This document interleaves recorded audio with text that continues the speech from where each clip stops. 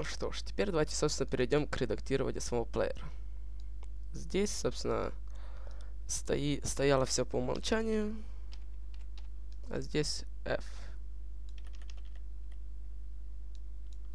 2, 3, 4, 5, 6. Но даже, допустим, мы хотим сменить цвет вот этого проигрывателя на белый, а кнопки на черный.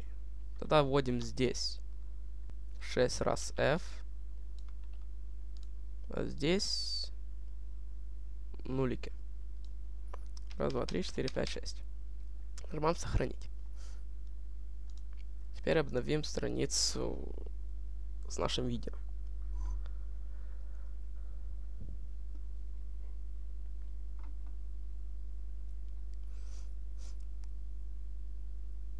И что мы видим?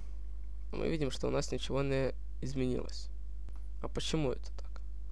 Это потому что все данные хранятся в базе данных. Поэтому нажимаем редактировать новость. Нужно нам как бы пересохранить страницу, принять изменения. Просто нажимаем редактирование и снова сохраняем ее. Теперь у нас должно все как бы обновиться. Мы должны увидеть, собственно, сам результат. Если вы не знаете, кстати, цвета, то вы можете зайти на вот этот вот сайт Art Лебедев. И здесь вот таблица безопасных цветов есть.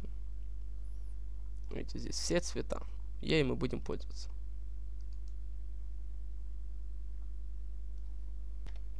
Вот мы обновили. Теперь, как видите, у нас сменилась панелька. Кнопки стали черными, а фон белый. Давайте еще что-нибудь поредактируем. Цвет текста в панели управления. То есть проигранное время. Вот это вот. Допустим, мы хотим его сделать красным. Давайте заходим сюда. Выбираем цвет, желательно самый красный, то есть 2F40. Нажимаем. Вставляем. Вот. Цвет фон текста. С фона текста, то есть мы выбрали это, теперь выбрать фон. Давайте посмотрим, какой цвет можно здесь выбрать. Ну, допустим, пусть черный остается у нас. Здесь у нас вставим чисто нули, чтобы был полностью черный. Индикатор полосы загрузки видеоролика. Это вот сколько загрузился ролик. Видите, вот идет полоса загрузки. Ну, пусть таким цветом и остается. Вообще здесь можно, конечно, много чего поменять. Здесь в основном идут цвета. То есть вы берете, смотрите и редактируете по своему. Нажимаем сохранить. Все у нас сохранено успешно. Нажимаем редактировать новость, быстрое редактирование. И принять исправление. Видите, красный.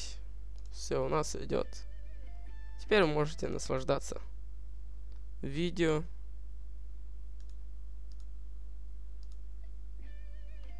И, собственно, своим видеоплеером. Все, увидимся в следующем уроке. До свидания.